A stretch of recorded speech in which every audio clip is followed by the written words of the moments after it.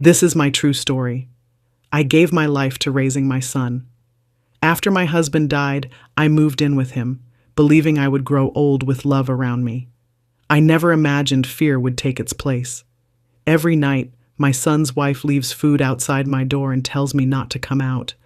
I thought it was care, but I was wrong. Last night I looked through the keyhole, and what I saw made me lock my room forever. Before I tell you what happened, please tell me where you're watching from and what time it is right now, and please subscribe so my story can reach more people. After my husband died, the house felt too big for me. The walls echoed when I walked, and the nights were long. My son told me to come live with him. He said it would only be for a short while until I felt better. I packed my clothes, my medicines, and a few photos of my husband. I thought I was going to a safe place, a home filled with warmth. When I arrived, my son smiled and said there was always room for me. His wife stood behind him, smiling too, but her smile didn't reach her eyes. At first, things were fine. I helped around the house. I folded laundry, washed dishes, and watched the baby when she needed rest. But slowly, things started to change. My daughter-in-law began saying I should rest more. She said I didn't need to help in the kitchen, that I should take it easy. I thought she was being kind. She brought food to my room and told me to eat early. I thanked her each night and believed she cared for me. I didn't see the distance growing between us. Weeks passed, then months. My son got busy with work. He came home late and left early. We hardly spoke. My daughter-in-law stopped asking for help completely. She started leaving my meals outside the door. At first, I felt guilty that she was doing so much. I wanted to join them at the table, to feel like part of the family, but she always said the same thing. Rest, Ma. Then she'd walk away and turn off the hallway light. I thought it was temporary. I thought she meant well. But the days turned into a routine. She left breakfast on a tray when I was still asleep. Lunch appeared when the house was empty. Dinner came late after everyone else had eaten. The food was always cold, always covered, and always placed quietly outside my door. No one ever knocked. No one ever asked how I liked it. I started to feel like a guest in my own son's house. I could hear them talking, laughing, sometimes arguing, but I wasn't part of any of it. My room became my whole world. I read old letters from my husband, watched the clock, and waited for footsteps in the hall, the signal that another meal had arrived. I told myself not to complain. I didn't want to cause trouble. My son had a family now, and I didn't want to be a burden. One evening, when I tried to step out to return the empty plate, she stopped me. She said it was better if I stayed inside after dark. She said the baby needed quiet. I nodded, even though I wanted to say that I missed the sound of voices. I missed sitting with them, but I didn't. I just went back inside. After that, I never tried to step out again. Sometimes I heard my son coming home late. I waited for him to knock on my door. He never did. Maybe he was tired. Maybe she told him I was sleeping. The silence between us grew heavy. I started talking to myself just to hear a voice.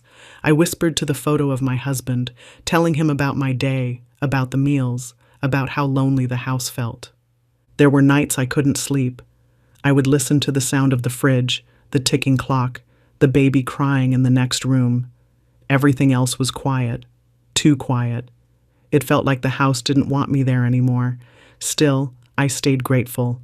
I reminded myself that at least I had a roof over my head, food to eat, and a son close by. I tried to convince myself that this was enough, but deep down, I felt something was wrong. The kindness didn't feel real anymore. The way she smiled when she left the tray, the way my son avoided my eyes, the way the lights always went off after. It all started to feel planned. I told myself I was imagining things, that old age was making me suspicious. But something inside me stayed uneasy. It whispered that not all care is kindness, and not every act of love comes from love. At first, I told myself it was only temporary. Maybe she was busy. Maybe my son needed space. I didn't want to think badly of anyone, but days turned into weeks, and the pattern never changed. I started eating alone every day. I woke up to find my meals waiting at the door, still warm but untouched by anyone else. I never saw her cook them. I never saw my son carry them. The food just appeared, like it came from a hand I wasn't allowed to see. The first few times, I waited for someone to knock and call me to the table. It never happened. The sounds of their meals came faintly through the wall, the clatter of spoons, the laughter, the voices that didn't include mine. I waited for someone to remember me.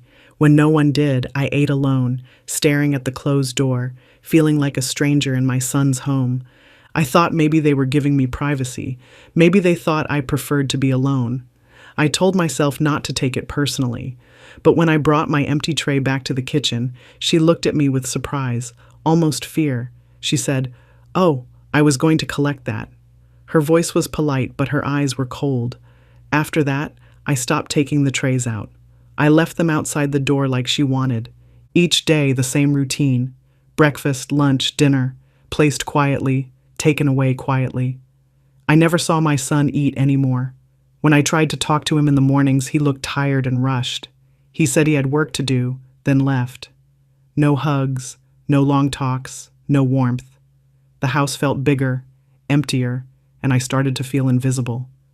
I used to love sitting in the living room watching TV while waiting for them to come home. Now I stayed in my room. Every time I stepped out, she seemed uneasy. If I sat on the sofa, she started cleaning near me as if waiting for me to move. If I went to the kitchen, she said she'd handle everything. Slowly, I stopped trying. I stayed in my room to avoid making her uncomfortable. Soon, no one came to check on me anymore, not even to ask if I needed medicine or groceries. The only contact I had with them was through the plates that appeared and disappeared outside my door. Sometimes the food was good. Other times it tasted strange, bitter, or too salty. I thought maybe I was losing my sense of taste. Age does that, I told myself. But the thought didn't comfort me. Nights were the hardest. I heard them talking softly outside my room. Their footsteps stopped right by my door. Sometimes I heard whispering, then silence. I couldn't make out the words. Once I thought I heard my name, but when I opened the door a little, the hallway was dark and empty. The plate of food sat there, untouched, the light from the living room already turned off. It felt like the whole house wanted me to stay behind that door. I began to feel like a burden, even though I had done nothing wrong. I wasn't sick. I didn't ask for much. I just wanted company, a bit of conversation, a shared meal. But that never came. Instead, I became part of the background. Someone to feed, someone to hide away when visitors came. On weekends, when people visited, I could hear laughter from the other rooms. Sometimes I recognized familiar voices, family friends, or neighbors. They never came to my room. They never even asked for me. I realized then that maybe she told them I was resting or unwell. I was neither. I was just forgotten. The loneliness began to change me. I stopped waiting for the sound of footsteps. I ate less. I spoke less. I started sleeping earlier, not because I was tired, but because there was nothing left to stay awake for. My son's voice became a memory I held on to.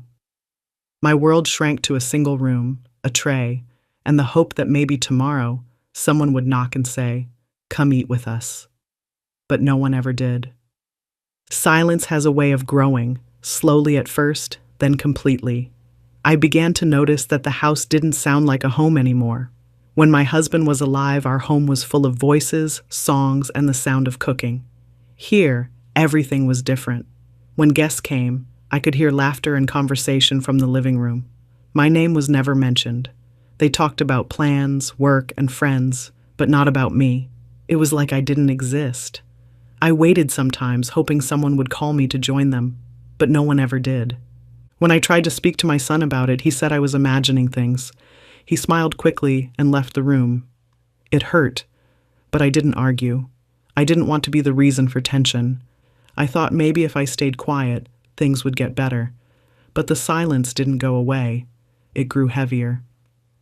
Every evening when the lights dimmed, I heard the sounds of plates and cutlery, smells of food that never reached my room, spices, frying, laughter, all reminders that life went on without me. Sometimes I pressed my ear to the wall, just to feel close to it. I could hear the faint sound of TV shows, the baby crying, and then laughter again. It reminded me that the world outside my door still existed, but I was not part of it. I wanted to step out, to sit in the corner of the living room, even if no one spoke to me. But each time I tried, something inside me stopped me. I felt like an intruder in my own son's house. My daughter-in-law kept everything clean and perfect, but her eyes always watched me. When she walked past my door, her steps grew faster. She never greeted me unless she had to. My son followed her lead. He stopped asking if I had eaten, stopped checking if I needed anything. He would walk past my room like I was part of the wall. Sometimes I wondered if they wished I wasn't there at all.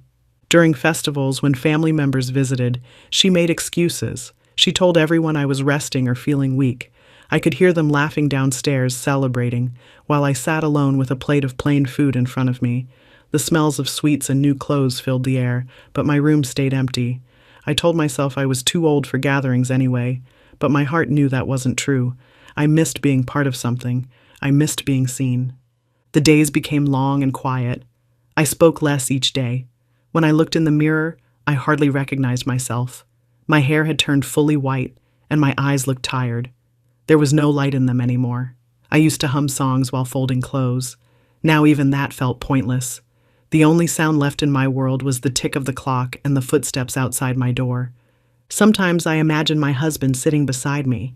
I talked to his photo, telling him about the silence. I told him I tried to stay grateful, that at least I wasn't on the streets, that I had a roof. But deep down, I knew this wasn't living. It was waiting for something to change, for someone to remember me, for a door to open that never did. At night, when the house went quiet, I lay awake staring at the ceiling. I wondered if my son thought of me at all. Did he ever remember the days when I stayed up late to feed him when he was sick? Did he remember my hands holding his when he learned to walk? Or had all of that disappeared too? The silence between us had erased everything we once shared. The house around me was alive with sound, but none of it belonged to me. It was laughter from another world, food for other people, conversations that ended before reaching my ears. My room had become my world, and my world had become smaller than I ever thought possible. I didn't know what was worse, being alone or realizing that no one cared. I was. Every night became the same. I could tell the time by the sound of footsteps outside my door. Around 8 o'clock, the hallway light would flicker, and I would hear the soft clink of a plate being placed on the floor. Then silence. No knock. No word. Just that small sound to tell me my dinner had arrived. I would wait a few minutes before opening the door. I didn't want to make her uncomfortable. I thought maybe she was shy or tired, but deep down I knew it was something else. It wasn't care, it was control. The plate was always the same. Rice, curry, maybe a piece of bread. Enough to keep me alive, but never warm, never fresh. I ate slowly, sometimes forcing myself to swallow. Eating alone makes food taste different. There's no joy in it. I used to love cooking for my family, hearing laughter around the table, sharing the day's stories. Now, even the sound of a spoon against the plate echoed too loud in my small room. When I finished, I cleaned the plate and left it outside the door. By morning, it would be gone. I never saw her take it, but it always disappeared before sunrise. It became our unspoken system. She fed me without facing me, and I lived without asking why. My son said nothing. Maybe he didn't notice. Maybe he didn't want to. I started to count the days by meals instead of mornings. One plate meant one day survived. I stopped keeping track of weeks or months. My world was reduced to footsteps, plates, and silence. I tried to fill my time with small things. I prayed, folded clothes that were already folded, wiped the same table again and again. It helped me forget how invisible I had become. Sometimes I stayed awake after she left the plate. I listened for her return. Once or twice I thought I heard her whispering to someone. The voice was low, too soft to understand. It made me uneasy. I didn't know why. Maybe it was just my mind playing tricks on me. Loneliness can make you imagine things. But something about those whispers felt real. Every morning I opened the window for fresh air. I looked out at the street, at people walking, at children going to school. I wondered if any of them ever felt like me, alive but unseen. I waved once at a neighbor, but she didn't look up. Maybe she didn't see me. Maybe she pretended not to. It didn't matter anymore. The world outside had moved on, and I had stayed behind a locked door. Even the way she walked became predictable. Her shoes made a small tap on the floor tiles, soft but sharp. I could tell her mood from it. When the steps were fast, I knew she was angry. When they were slow, I knew my son wasn't home. When there were no footsteps at all, I knew she was pretending I didn't exist. That was the worst kind of silence, the one that comes from someone choosing not to see you. I kept trying to be hopeful. Maybe tomorrow she would knock. Maybe she would ask me to eat with them again. I rehearsed what I would say if she did. I would tell her how grateful I was, how I missed the family dinners, how I wanted to help more. But tomorrow never came. Only the footsteps did. Only the plate. At night, I started keeping the light on in my room. It made me feel safer somehow. I didn't like the darkness anymore. The shadows on the wall reminded me of how alone I was. I prayed longer, whispering words not for miracles, just for strength. I wasn't angry, not yet, just tired. Tired of pretending I was fine, tired of waiting for kindness, tired of being treated like a guest in a house I once called home. And yet I kept following the same routine, waiting for the plate, eating alone, cleaning, waiting again. It became the rhythm of my life, quiet, lonely, but familiar. I told myself I could live like this forever if I had to. I didn't know that the night would soon come when the routine would break, and I would see something that would change everything. Lately, something started to change in the house. The silence wasn't the same anymore. It had a different sound, like something was moving behind it. At night, I began hearing whispers from the hallway, soft at first, like wind passing through cracks, then clearer. Sometimes I thought I heard my name, but it faded too quickly to be sure. I pressed my ear against the door more than once, hoping to catch a word. Nothing made sense. Just low voices like secrets shared by people who didn't want to be heard. I told myself it was the pipes, the old walls, the sounds of a house settling. But deep down, I knew it wasn't. Then came the dragging. It started one night just after midnight. I heard a long, slow scrape across the floor like furniture being moved. It stopped, then started again. I sat up in bed, my heart beating fast. I wanted to open the door and ask if everything was all right, but I remembered her rule, never come out at night. So I stayed still, listening. The sound moved closer to my room, then stopped right outside my door. I could hear breathing, soft and uneven. Then silence. I waited for a knock that never came. I told myself not to think too much about it. Maybe it was the cat. Maybe she was cleaning late. But the next night, it happened again. The same dragging sound, the same pause near my door. Then a metallic clink, like something heavy being placed on the floor. I held my breath, afraid to move. Minutes passed, but no footsteps followed. When I finally opened the door in the morning, the plate was there, same as always. Nothing looked out of place, but the air smelled strange, faintly metallic, almost sour. I closed the door quickly and didn't eat that day. A few nights later, I heard another sound, liquid being poured. It wasn't water. It was thick, heavy, like something being emptied from a jar. It went on for a while, then stopped suddenly. I pressed my hand against my chest to calm my heartbeat. My whole body felt cold. I wanted to believe it was nothing, but my instincts told me something was wrong. My husband used to say that when the heart senses danger, it never lies. I wished he was there to tell me what to do. I started locking my door every night. It made me feel a little safer, but even then I could hear things. Footsteps that stopped and waited, whispers that didn't belong to any voice I knew. One night, I thought I saw a shadow pass under the crack of my door. It moved slowly, then disappeared. I sat awake till dawn, watching that door, waiting for light to make me feel human again. My body grew weaker from lack of sleep. I couldn't eat much anymore. Every bite of food felt heavy, like it didn't belong to me. I started keeping some biscuits hidden in my cupboard, just in case. I didn't trust the food on the plate anymore. Some days it looked fine. Other days, the smell was strange, bitter, chemical, wrong. I pushed it away. Hunger was easier than fear. Even during the day, the air in the house felt tense. My daughter-in-law's smile looked forced now. Her eyes darted away from mine. My son barely looked at me. I wanted to ask him if everything was all right, but my words never found their way out. I was afraid he wouldn't believe me, or worse, that he already knew.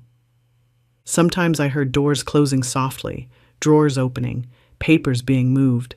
It was like someone was preparing for something, but I didn't know what. I started to feel like a visitor in a place waiting for me to leave. I didn't know where I would go or how, but I began to think about leaving one morning without saying anything. Just walk out quietly, but I never found the courage. Each night felt longer than the one before. I started to dread the sound of footsteps. I used to wait for them, thinking they meant food. Now they meant fear. I began sitting on the edge of my bed, holding my hands together, whispering prayers to keep myself awake. I didn't know what was happening on the other side of the door, but something inside me told me it wasn't just kindness that lived there anymore. Something darker had settled in that house, and I was trapped behind a door that no longer felt like protection. Last night I decided I couldn't keep pretending nothing was wrong. The noises had grown louder, the smell from the hallway stronger. My body felt weak, but my mind wouldn't rest. I sat on my bed for hours, staring at the door. I told myself I would wait one more night and see what really happened out there. I wanted the truth, even if it scared me. I needed to know what they were doing after dark, why the food always came cold, why the house turned silent only when my door was locked. The clock ticked slowly. Every sound made me jump. I heard the baby crying in the distance, then quiet again. My son's voice came once, soft and tired, then nothing. I waited in the dark, my ear close to the door, my hands shaking. The hallway light came on, dim and yellow.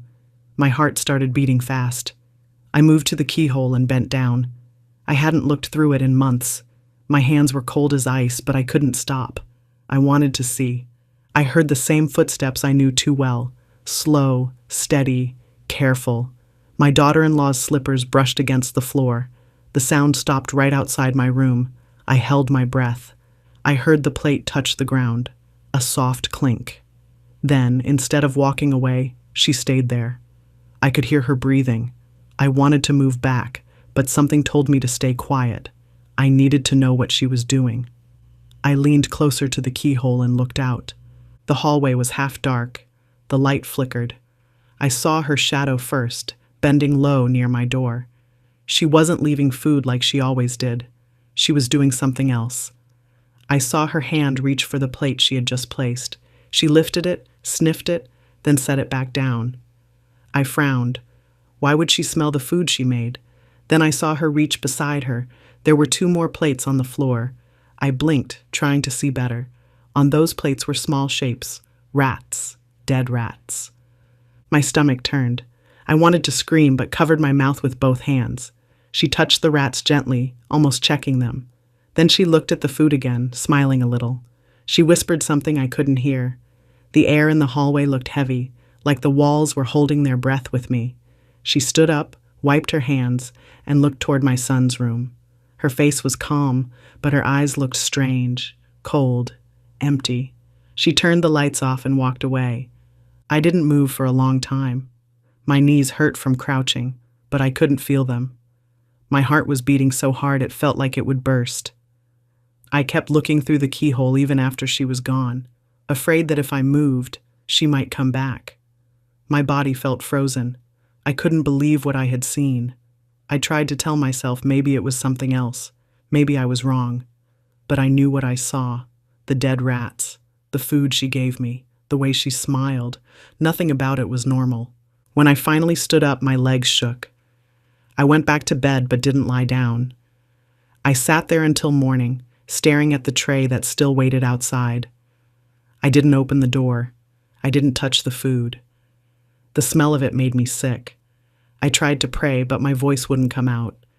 I just sat there, my mind full of questions I didn't want answers to anymore. I thought about leaving that morning. I could pack a small bag, go to the temple, or take a bus to my cousin's house. But I was scared. If she could do what I saw last night, what else could she do? And if my son didn't believe me, where would I go? Who would take me in? The world outside wasn't kind to old women alone. So I stayed. I told myself I would lock my door, stop eating her food, and keep quiet. I didn't want to provoke her. I didn't want to die in that room.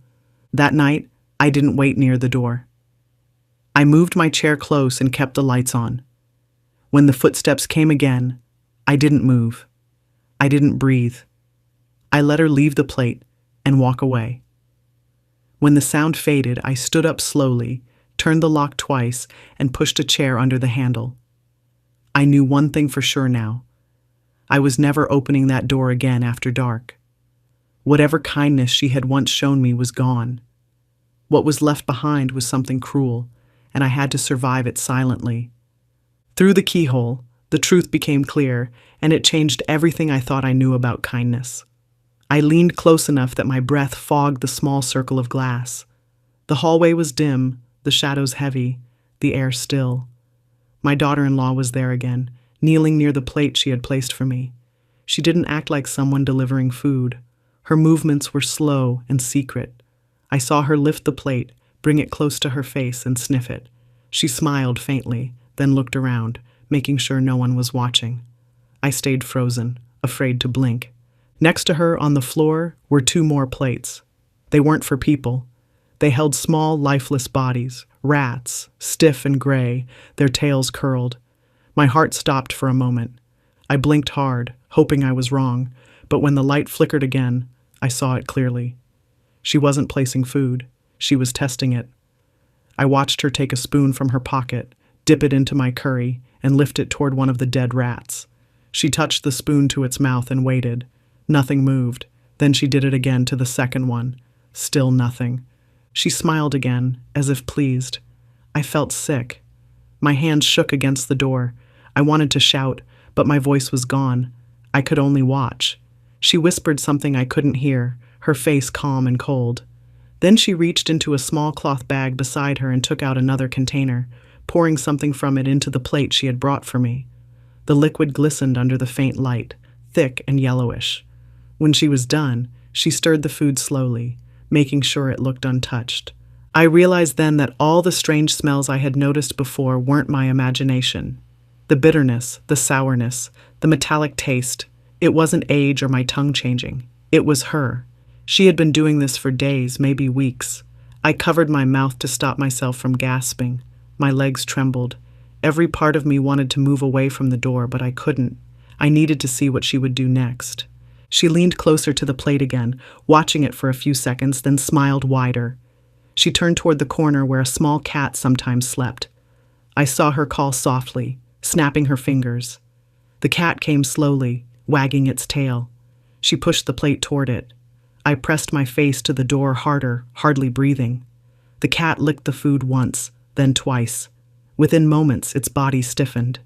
It tried to move, but couldn't. Its tail twitched once, then it fell still. My heart broke at that sight. I couldn't look anymore, but I couldn't turn away either. She bent down, checked the cat's body, and nodded to herself. She whispered something again, words that made my skin crawl even though I couldn't hear them. Then she picked up the spoon, wiped it on her apron, and placed the plate carefully by my door, as if nothing had happened. She straightened up, looked around once more, then walked away slowly, humming a tune under her breath. The hallway light flickered once more before going out completely. I was left in the dark, trembling, unable to move. My whole body felt hollow. I stayed kneeling there, staring at the keyhole long after she was gone. The silence around me was heavy, pressing against my chest. My breath came out in small gasps. I knew I couldn't scream. If she heard me, she would know I had seen everything. Minutes passed before I finally stood up. My knees cracked, my hands felt weak. I stumbled to my bed and sat down, still staring at the door. The plate was outside, waiting, the same way it had been every night. Only now I knew what was on it. I knew what she had been feeding me. My stomach twisted, and I felt the urge to cry, but no tears came. Only a deep, quiet dread that filled every corner of the room. I didn't open the door again that night. I didn't eat. I sat there till morning, clutching the small photo of my husband to my chest. I kept whispering to him, telling him I had seen the truth. I told him I was scared. I told him I didn't know what to do. I promised him I would survive, even if it meant never opening that door again. The food outside grew cold, untouched, and the house went quiet. But the image through that keyhole stayed burned in my mind, a truth too cruel to ever unsee. The night after what I saw, I could not sleep at all. My eyes burned from staying open, my body trembling even when I tried to rest. The picture of that cat stayed in my mind, the way it moved, the way it stopped moving. I couldn't erase it. Every time I closed my eyes, I saw my daughter-in-law's face in the dim light, calm and cold. I kept asking myself why. What did I do wrong? Why would she want to hurt me? I thought maybe it was a punishment for being old, for being in the way, for still existing in a house that no longer had room for me. When morning came, the plate was still outside. I didn't open the door. I watched the sunlight creep across the floor, waiting for footsteps, waiting for any sign of my son. He didn't come. She took the plate away quietly, like nothing happened. The smell lingered for hours. I stayed inside, locking the door twice. I didn't eat all day. Hunger felt safer than eating what she left. My stomach growled, but I ignored it. I drank water and prayed. That night I sat on my bed and listened again. The sounds returned, the soft scrape, the faint whispering, the shuffle of feet. I didn't move closer to the door this time. I didn't need to look. I already knew what was happening. The food she left wasn't food. It was a trap. My breath came slow, careful, quiet. I wanted to scream for my son, but fear kept me still. What if he already knew? What if he didn't care? The thought hurt more than the hunger. Hours passed before the noises stopped. I waited until dawn, then slowly stood up. My legs felt weak. I went to the small mirror on the wall. My face looked pale, older than before. My eyes were sunken. I didn't recognize myself. I whispered to the reflection, asking what I should do. The reflection didn't answer. It only stared back, tired and scared. I turned away. When the light grew brighter, I walked quietly to the door and looked through the keyhole again. The hallway was empty. The plate sat there like always, but the sight of it made my skin crawl. The food looked fresh, but I knew better. I could almost smell the same bitter scent even from behind the door. I backed away slowly and sat on the floor. My body was shaking. I pressed my hands together and prayed not for help, but for strength. I didn't want to die here. Not like this. Later that morning, I heard my son talking in the kitchen. His voice was low, tired. I wanted to open the door and tell him everything. I stood up, hand on the knob, ready to unlock it. Then I heard her voice, calm, sweet, pretending to care. She told him I wasn't eating, that maybe I was getting sick. He said he would bring me to the doctor, but she told him I needed rest. She said old people get confused, that I was fine, just lonely. He sighed and said, "If you say so." Then he left for work. My heart broke again. She had already made sure he wouldn't listen to me. That night, I didn't wait for the footsteps. I sat with my back against the door, holding the lock in place. When she came, I heard the same gentle clink of the plate. Then her voice, soft, too soft. She said something I couldn't catch. I froze. I didn't move until I heard her walk away. The smell seeped in again, faint but enough to make my head spin. I covered my nose with my scarf and tried to breathe slowly. Time stopped meaning anything. I didn't know if it was day or night anymore. I just knew danger lived outside that door. Every creak of the floorboard made my heart race. I started keeping a small metal rod by my bed, something I found in my old bag, just in case. I didn't know what I could really do with it, but holding it made me feel less helpless. When I looked around my room, it no longer felt like a place of rest. It felt like a cell. The door that once meant safety now felt like a thin wall between life and death. I didn't open it again. I couldn't. I sat there for hours, whispering to myself, repeating the same line again and again. She is trying to kill me. Saying it out loud made it real, but it also made me strong. I wasn't going to die quietly. Not in that house, not by her hands. That night, something inside me changed. Fear stopped being just a feeling. It became my plan. I knew I could not trust anyone in this house anymore. The woman outside my door wanted me gone, and my son was too blind to see it. I didn't have proof, only what I saw through that keyhole. But that was enough. My mind kept repeating the same thought: survive. Nothing else mattered now. I needed to stay alive. I needed to make sure she couldn't touch me again. When the sun went down, I sat on the floor near the door. I waited. I listened. The clock ticked. My body was tired, but my eyes stayed open. I heard her moving around in the kitchen, the sound of plates and spoons, then footsteps down the hall. I reached for the lock. My hands shook, but I turned it slowly, quietly. Then I pushed the heavy chair under the handle. The noise made a small scrape on the floor, but I didn't care anymore. I wanted that door sealed. A few minutes later, the light outside flickered, and her steps came closer. I could tell by the rhythm. She walked softly, like someone trying not to be heard. My heart pounded so loud I thought she would hear it. She stopped right outside my door. I heard the faint clink of the plate touching the floor. Then silence. I waited for her to leave, but she didn't. I heard her whisper something. It was too low to understand, but her tone made my skin crawl. Then the footsteps moved away, slow and steady, fading into the dark. I stayed frozen for a long time.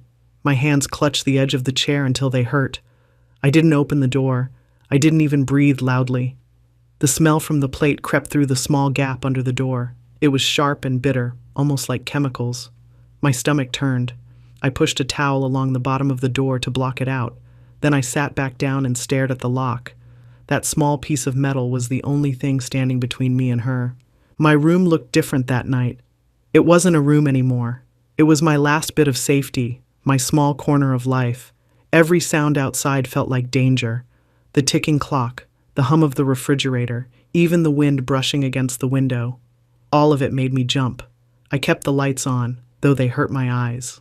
I didn't want the darkness to trick me into sleeping. I was too scared to close my eyes. At some point I thought I heard her again.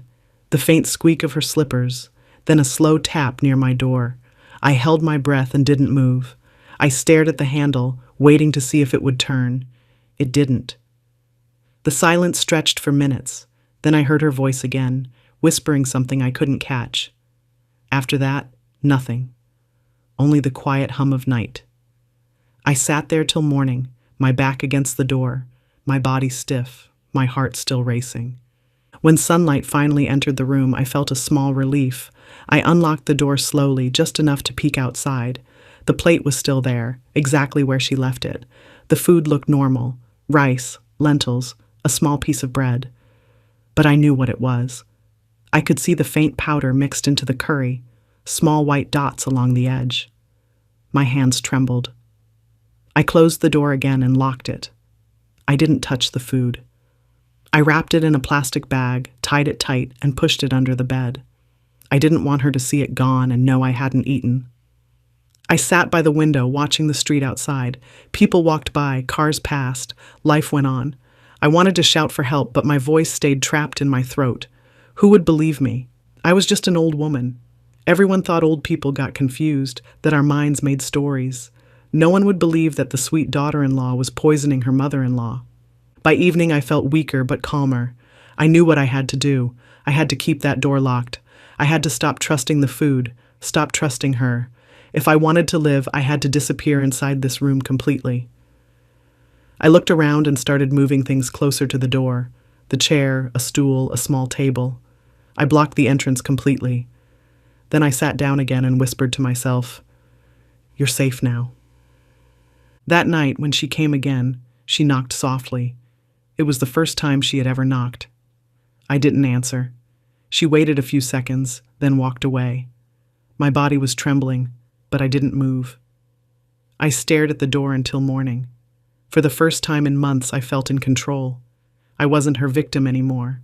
I was her silence. I was the locked door she couldn't open. Morning came slowly, the sunlight weak and pale through the curtains. I hadn't slept at all. My back ached from sitting against the door all night. My hands were stiff, but I still held the chair in place, afraid that if I moved it, she might come in. When I finally stood up, the room felt colder than usual. The air smelled faintly of the food she had left outside. I didn't open the door. I didn't touch the plate. I didn't even look through the keyhole. I didn't want to see her face again. I just sat back down and waited. Hours passed before I heard footsteps. They were slower this time, heavier. Then a knock, soft, hesitant. It wasn't her. It was my son. I could tell by the way he said, "Ma?" My heart ached, but I didn't answer. I wanted to, but I couldn't. I didn't know if he was alone, if she was standing behind him, listening. He knocked again, gentler. Then he sighed and said he would leave the tray there for me. I heard him walk away. My throat tightened. I wanted to cry, to tell him everything, but my voice stayed silent. When the house grew quiet again, I looked around my room. It didn't feel like a prison anymore. It felt like the only place I had control. The lock was my safety. The walls were my company. I didn't feel shame for hiding anymore. I felt strong. I had seen the truth, and I had survived it. That was enough. I promised myself I would never eat her food again. I would live on water, on biscuits, on whatever I had left, but I would not take what she gave me. Not ever again. The days blurred together after that. My son still knocked sometimes, asking if I was okay, but I never answered. I didn't know how to. Every word I could say would sound like madness to him. She had already poisoned his trust, just like she tried to poison me. Sometimes I heard her laughing downstairs, her voice sweet and calm, like nothing had happened. I wondered if she looked at him the same way she looked at me, that fake smile hiding something dark underneath. I wanted to warn him, but I didn't know how without sounding like a crazy old woman. I stopped looking at the clock. Time didn't matter anymore. I lived between sunrise and sunset, between silence and fear. Every sound still made me tense, but I learned to stay still, to wait for danger to pass. When the house was empty, I sometimes opened my window just enough to let air in. The street outside was noisy, full of people living their lives. I wanted to step out there one day, just walk and never come back. But my body was weak, and my heart was tired. For now, the room was all I had, and I accepted that. One morning, I found a note slipped under my door. It was in her handwriting. The letters were neat, polite, but cold. It said, "Please eat something." "You'll make your son worry." I tore the paper into small pieces and flushed it down the toilet. I didn't need her concern. I didn't need her lies. I knew what her kindness meant. I sat down and whispered to myself that I was safer hungry than dead. It became my only rule, my only truth. Nights came and went. She still left plates at my door. I never touched them. The smell became unbearable, but I learned to live with it. My son must have noticed that the food was untouched, but he never asked why. Maybe she told him I was sick again, or that I had lost my appetite. He believed her before. He would believe her again. I had stopped expecting anything different. One evening, I heard her voice outside, talking to someone on the phone. Her tone was light, cheerful. She said something about the insurance papers, about patience. I didn't understand all of it, but I caught enough to know she was planning something bigger. I pressed my ear to the door until the sound faded. Then I sat back down, wrapped a blanket around myself, and prayed quietly. I didn't ask for help. I just asked for peace, for the strength to outlive her hatred. The house grew quiet again. I could hear the wind outside, the distant sound of traffic, the hum of life continuing somewhere far away. I closed my eyes and whispered the same words I had said every morning since that night. I'm still here. It wasn't a cry for help. It was a promise to myself. I had locked the door not just to keep her out, but to keep my courage in. And as long as that lock held, I knew I would keep surviving, even if no one in that house ever opened their eyes to see me again.